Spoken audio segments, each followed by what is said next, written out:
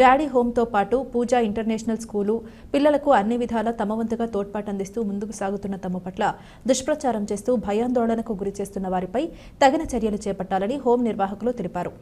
ఈ మేరకు వారు జేసీ అదితి సింగ్ను కలిసి తమ సమస్యలను విన్నవించారు. డాడీ హోం ప్రతినిధి రాజారెడ్డి హయాం నుంచి తాము అన్ని విధాలా చేదోడు వాదోడుగా ఉంటున్నామన్నారు. రాజారెడ్డి మృతి చెందిన తర్వాత అనేక సమస్యలు ఉత్పన్నమవుతున్నాయన్నారు. కొంతమంది తమ ట్రస్టుకు సంబంధించి గొడవలు సృష్టించేలా వ్యవహరిస్తున్నారన్నారు. చివరికి తమను వ్యక్తిగతంగా టార్గెట్ చేసి మానసికంగా ఇబ్బందులు పడేలా చేస్తున్నారన్నారు. పెరిగాను, డాడీ ఆధ్వర్యంలోనే పెరిగాము. ఎవరో తెలియని మమ్మల్ని మాకు అన్నం పెట్టి మమ్మల్ని అన్నీ చూసుకొని సర్వ విధాలుగా ఒక తల్లి తండ్రి ఉన్నా కూడా అలా చూసుకోరేమో అంతకన్నా బాగా చూసుకొని మమ్మల్ని ఒక స్టేజ్లో నించోపెట్టి ఆయన ఆశయాల మేరకు ఎవరైతే ఉన్నారో ఈ అనాథ పిల్లలు ఎవరైతే ఉన్నారో నా చేతుల మీదుగా పెరిగిన వాళ్ళు ఎవరైతే ఉన్నారో వాళ్ళే దీనిని నడిపించాలి అని ఒక గొప్ప ఆశయంతో మమ్మల్ని ట్రైనప్ చేశాడు. ప్రతి ఒక్క రంగంలో మమ్మల్ని ఇన్వాల్వ్ చేసి ప్రతిదీ దగ్గరుండి మాకు నేర్పించిన తర్వాతనే మాకి బాధ్యతలు అప్పచెప్పడం జరిగింది. అది జరిగిన తర్వాత నెక్స్ట్ డేనే డాడీ గారిని హత్య చేయడం జరిగింది. ఆ తర్వాత ఎఫ్ఐఆర్ కూడా డాడీ గారు చనిపోతే ఇది మర్డర్ ఇది అని చెప్పిన వాళ్ళు ఎవరు లేరు. కనీసం మేము పోస్ట్ మార్టం రిపోర్ట్ దగ్గర హాస్పిటల్ దగ్గర మేము రిపోర్ట్ ఇచ్చాము. తర్వాత ఎఫ్ఐఆర్ కూడా మేమే బుక్ చేశాము. ఎఫ్ఐఆర్ కూడా మా డాడీది మాకు న్యాయం జరగాలని మేమే బుక్ చేశాము.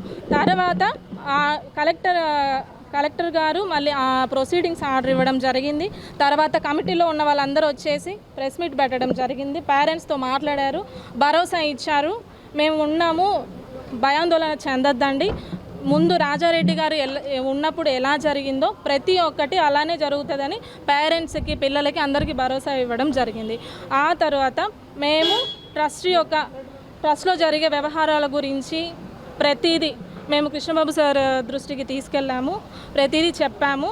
మా ట్రస్ట్లో ఉన్న ప్రభాకర్ రావు మరియు కొంతమంది మళ్ళీ ఎవరితో కుట్ర పడ్డారో మాకు తెలియదు. మొత్తానికైతే మమ్మల్ని భయాందోళనకి గురి చేశారు. మిమ్మల్ని చంపుతారు, వీళ్ళు చంపుతారు, వాళ్ళు చంపుతారు అని చెప్పేసి మమ్మల్ని భయాందోళనకి గురి చేశారు.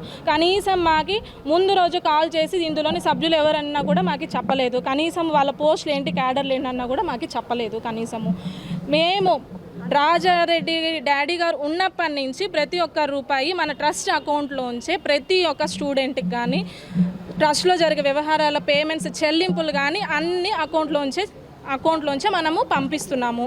మేము పిల్లలకి 15 లక్షలు ఒక అమ్మాయి మెడిసిన్ చేస్తుంది. ఇందులో ట్రస్ట్లో ఉన్న అమ్మాయి MBBS 4th ఇయర్ మెడిసిన్ చేస్తుంది. దానివల్ల మేము FTలు తీసి ట్రాన్స్ఫర్ చేయడం జరిగింది. మా పైన తప్పుడు ఆరోపణలు చేసేసి మా గురించి వ్యక్తిగతంగా మా గురించి చాలా బ్యాడ్గా మాట్లాడినారు. పేరెంట్స్తో మాట్లాడినారు, మాకు తెలిసిన వ్యక్తులతో మాట్లాడారు. అన్నీ చెప్పి వాళ్ళ మీద ఎఫ్ఐఆర్ బుక్ చేసాం. వాళ్ళు మంచోళ్ళు కాదు, ఇలా అనేసి డబ్బులు దోచుకున్నాం. ఒకటి సార్, మేము ఒక్కటే అడుగుతున్నాము, మేము డబ్బులతో దోచుకొని తినేవాళ్ళము అయితే మా దగ్గర నుంచి 1,18,00,000 FDలు తీసుకున్నారు. వితౌట్ మా సిగ్నేచర్స్ లేకుండా, రెజల్యూషన్ లేకోకుండా చెక్ అథారిటీస్ తీసుకున్నారు. ఎందుకు తీసుకున్నారు చెప్పాలి. ఇప్పుడు బస్సులు అమ్మారు, స్కూల్లో 2 బస్సులు అమ్మారు. ఎవరు పర్మిషన్ లేకుండా అమ్మారు బస్సులు, ఎవరు పర్మిషన్ లేకుండా అమ్మారు బస్సులు. మేమేమన్నా వెళ్ళి క్వశ్చన్ అడిగితే మీకు సంబంధం లేదు, ఈ ట్రస్ట్తో మీకు సంబంధం లేదు, మేము అనుకుంటే మిమ్మల్ని ఇప్పుడే బయటికి పంపిస్తాము అని అంటారు.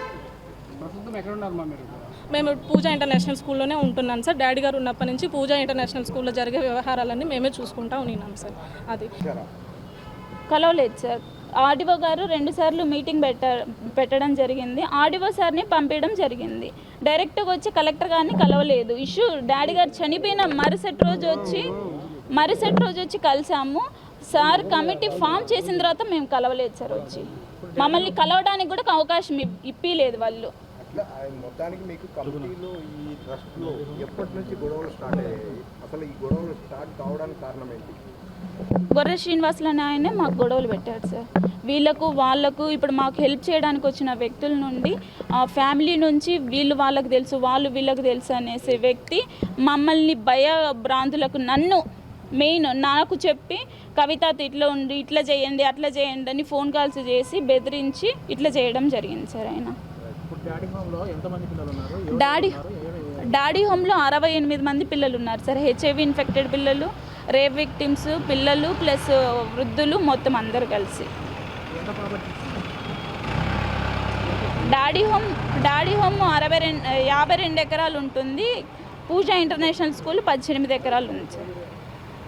మా దగ్గర నుంచి ఒరిజినల్స్ అన్నీ తీసుకోవడం జరిగింది, బ్యాంక్ బ్యాలెన్సులు తీసుకోవడం జరిగింది. మాకు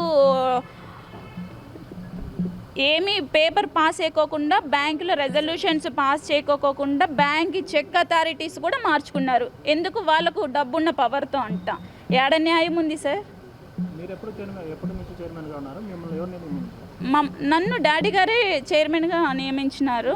గత 5 సంవత్సరాల నుంచి నా చదువు తదనంతరం డాడీ గారు ట్రస్ట్లోనే ముందుకు తీసుకొని వచ్చినారు. ట్రస్ట్ బాగోగులు పిల్లలకి ముందుండి ఒక పెద్ద అక్కగా ముందుకు తీసుకొని వచ్చినారు నన్ను.